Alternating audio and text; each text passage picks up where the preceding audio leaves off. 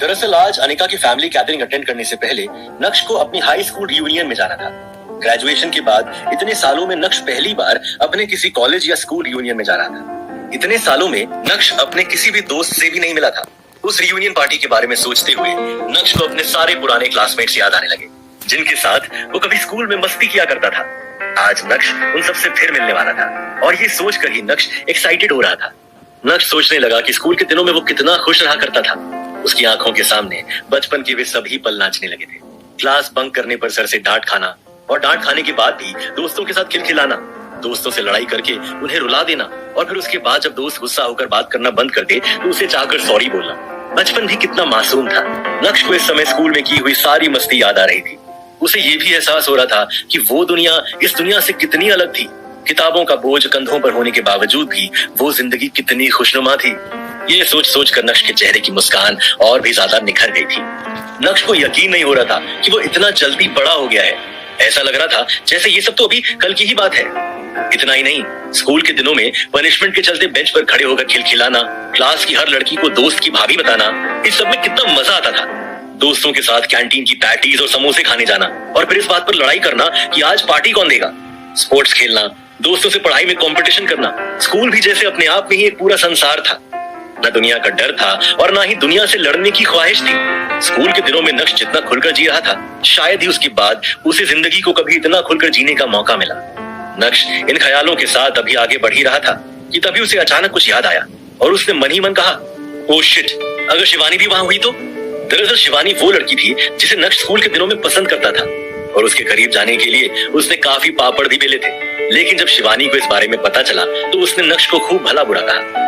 Shivani chemistry teacher की बेटी थी और स्कूल में तब आई थी जब नक्श 7th क्लास में पढ़ता था। नक्श को आज भी याद है कि कैसे उसके सारे क्लासमेट्स शिवानी को देखकर बोलते थे, ऐसी कुड़ी सपने में ही मिलती है। सभी शिवानी से बात करने की चाह रखते थे और रखते भी क्यों ना, शिवानी थी ही इतनी सुंदर। तो फिर क्या था, नक्श को भी उससे पहली नजर में प्यार हो गया था। लेकिन वो बात अलग थी कि नक्श उसके साथ कभी अपनी केमिस्ट्री सेट नहीं कर पाया था। नक्श के सारे दोस्त उसे शिवानी के नाम से चिढ़ाते भी थे। लेकिन एक बार डांट खाने के बाद नक्श के दिमाग से शिवानी का सारा भूत उतर गया था और उसने दोबारा कभी शिवानी के करीब जाने की कोशिश नहीं की थी। यही वजह थी कि स्कूल वाले प्यार की यह कहानी स्कूल खत्म होने के साथ ही खत्म हो गई थी। स्कूल के बाद एक दो बार नक्श ने शिवानी को फेसबुक और इंस्टाग्राम पर देखने की भी कोशिश की थी, पर अनिका से मिलने के बाद उसकी ये खोज खबर भी खत्म हो गई। हालांकि अब शिवानी के लिए नक्श के दिल में कोई जगह नहीं थी, लेकिन फिर भी वो दोबारा शर्मिंदा होने से बचना चाहता था। रियूनियन के बारे में सोचकर नक्श को शिवानी से मिलने का डर तो था ही, पर वो रियूनियन पार्टी के लिए लेट नहीं होना चाहता था। उसे जल्दी से जल्दी तैयार होकर पार्टी के लिए निकलना था। सड़क किनारे खड़े होकर नक्श टैक्सी का इंतजार करने लगा। कुछ मिनटों में नक्श को टैक्सी मिल गई। अब नक्श पहले वाला नक्श नहीं रहा था। भले ही वो अभी टैक्सी से ट्रैवल कर रहा था, लेकिन उसके अंदर एक गजब का कॉन्फिडेंस आ गया था। वो अपने आप को पहले से अच्छा महसूस कर रहा था। टैक्सी में बैठकर रास्ते भर वो अपना मनपसंद गाना गुनगुनाता रहा। उसके दिल में एक शांत हलचल थी जो उसे बड़ा और भी बड़ा बनने की सलाह दे रही थी। दूसरी तरफ अंजी कॉर्पोरेशन में अनिका मीटिंग रूम से बाहर आ रही थी। वो काफी सीरियस लग रही थी, जैसे मानो कंपनी के रिजल्ट्स में कोई सुधार ना आया हो। कि तभी कैफेटेरिया के बगल से गुजरते वक्त उसने कुछ एम्प्लॉइज को बातें करते सुना और वो सब लोग नक्श के बारे में ही बात कर रहे थे। ये देखकर अनिका की आंखें बड़ी हो गई। उसके ऑफिस के एम्प्लॉइज ऑफिस टाइम में काम ना करके कैफेटेरिया में बैठकर गप्पे मार रहे थे। वाकई में अनिका ने अपने एम्प्लॉइज को कुछ ज्यादा ही छूट दे रखी थी। अनिका के कदम धीरे धीरे कैफेटेरिया के अंदर बढ़े। उसने देखा कि कुछ फीमेल एम्प्लॉइज समोसे का आनंद लेते हुए अपने फोन में कुछ देखकर लगातार हंस रही है। अनिका धीरे से जाकर उनके पीछे खड़ी हो गई, जिसके बारे में किसी को भनक तक नहीं लगी, और उनके फोन में चल रहे वीडियो को देखने लगी। अनिका ये देखकर हैरान थी कि कैसे उसके काम करने वाले एम्प्लॉइज ने उसका ही मजाक बनाकर रख दिया है, क्योंकि जो वीडियो वो देख रहे थे वो उस वक्त का था जब अनिका ने नक्श को बाहर जाने से रोका था। वीडियो खत्म होते ही एक एक लड़की ने हंसते हुए अपनी बात सामने रखी। यार, मैं तो हंसते हंसते मर जाऊंगी। दुनिया में इतने अजीब आदमी भी होते हैं। तेवर तो देखो इसके, करता धरता कुछ नहीं है, होने जाना कुछ नहीं है, लेकिन आ गया है यहाँ हमारी मैडम को गुस्सा दिलाने। यार, इस 1 साल में कुछ भी नहीं बदला है। मुझे तो लग रहा था कि मैडम ने इस आदमी को छोड़ दिया होगा, लेकिन ये आदमी तो अब मैडम के सर पर चढ़कर नाचने लगा है। इसी के साथ दूसरी फीमेल एम्प्लॉय ने भी बोलना शुरू किया, I really admire Ajay man. उनके सामने तो ये आदमी कुछ भी नहीं है। कभी कभी तो मुझे ऐसा लगता है कि इन दोनों की शादी कैसे हो गई। और शादी तो छोड़ो, 2 साल में इनका डिवोर्स भी नहीं हुआ। मुझे तो ये देखकर और भी ज्यादा हैरानी होती है। तभी तीसरी फीमेल एम्प्लॉय ने पानी पीते हुए कहा, मैं आज ऑफिस थोड़ा जल्दी आ गई थी। मैंने उस आदमी को मैडम के पीछे पीछे कैबिन की तरफ जाते हुए देखा था। उस वक्त तो वो मुझे एकदम नौकर लग रहा था। लेकिन बाहर आते समय उसके तेवर ही अलग थे। और हाँ, उसने विहान सर के लाए हुए हीरे के हार को नकली कहा। ऊपर से मैडम से प्रॉमिस करता है कि वो मैडम को असली रेड डायमंड का नेकलेस देगा। मुझे तो समझ नहीं आ रहा कि उसने अपनी जिंदगी में कभी हीरे देखे भी है जो फालतू में चोरी बना घूम रहा है। बस भी करो यार, मैं हंसते हंसते मर जाऊंगी। हे भगवान, मुझे उठा लो। फोर्थ फीमेल एम्प्लॉय ने वैसे तो कोई कमेंट नहीं किया, लेकिन अपनी कलीग्स की बातें सुनकर उसे काफी मजा आ रहा था और वो इस पल को खूब एंजॉय कर रही थी। अरे तुम लोगों को याद है, 1 साल पहले वो आदमी अपना इलेक्ट्रिक स्कूटर लेकर ऑफिस आया था। ऐसा लग रहा था जैसे वो अपने टूटे हुए स्कूटर को बना नहीं पा रहा है और आज जौहरी बनकर हीरे की परख करने चला। वाह भाई वाह, इस दुनिया में कितने झूठे लोग हैं। और मैडम के आदमी को तो झूठा नंबर 1 का टैग दे देना चाहिए। देखते ही देखते अब हर कोई बोलने लगा था। बाईं तरफ बैठी उमा भी चुप क्यों रहती, उसने भी अपनी बात सामने रखी।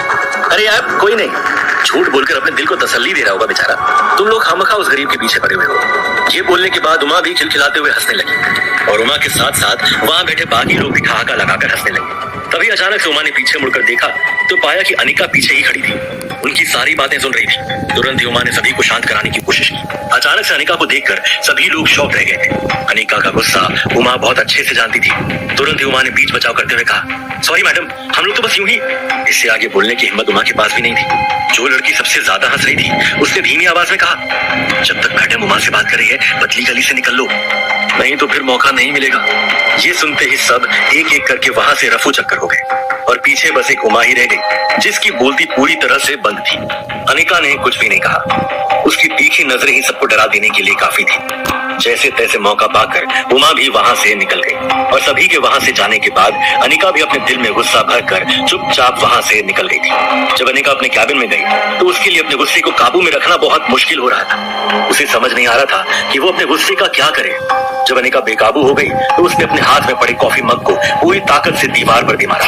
ऐसा अक्सर होता रहता था, इसलिए ऑफिस में काम करने वालों को इसकी आदत हो गई थी। वो जानते थे कि जब भी अनिका को बहुत गुस्सा आता है तो वो चीजें तोड़कर ही अपनी भड़ास निकालती है। अनिका को समझ नहीं आ रहा था कि वो कैसे अपने एम्प्लॉइज को अपने बारे में बात करने से रोके। हर बार तो वो किसी के पीछे जाकर उन्हें धौंस नहीं दिखा सकती थी। उसकी कंपनी में इतने सारे काम करने वाले हैं, किस किस को रोकेगी अनिका।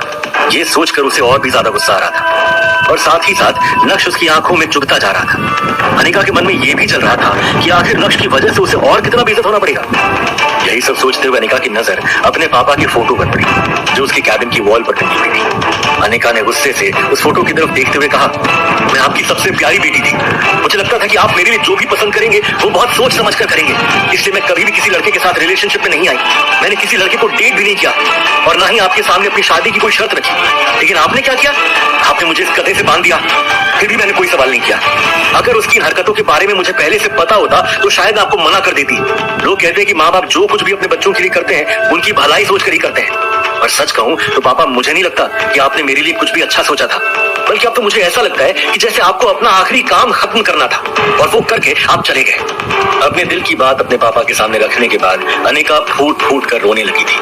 जब भी अनिका नक्श की हरकतों से परेशान होती थी तब तब वो अपने पापा के डिसीजन पर सवाल उठाती थी। लेकिन आज पहली बार अनिका ने अपने पापा को एक केयरलेस पिता घोषित कर दिया था। ऐसा नहीं है कि अनिका को सिर्फ अपने पापा से ही शिकायत थी, कभी कभी वो अपनी माँ चित्रा से भी सवाल पूछ लेती थी कि उसने अनिका की शादी उस बेकार आदमी से कैसे होने दी, उस शादी को रोका क्यों नहीं गया। लेकिन चित्रा चाहे दुनिया के सामने कितनी ही तेज तर्रार क्यों ना हो, लेकिन उसने कभी भी अपने पति के डिसीजन पर सवाल नहीं उठाया था। और ये भी सच है कि चित्रा शादी से पहले तक नक्श को ठीक से जानती भी नहीं थी। जो कुछ भी किया अनिका के पापा ने ही किया था। लेकिन अब अनिका और चित्रा दोनों ही उनके डिसीजन से खुश नहीं थे।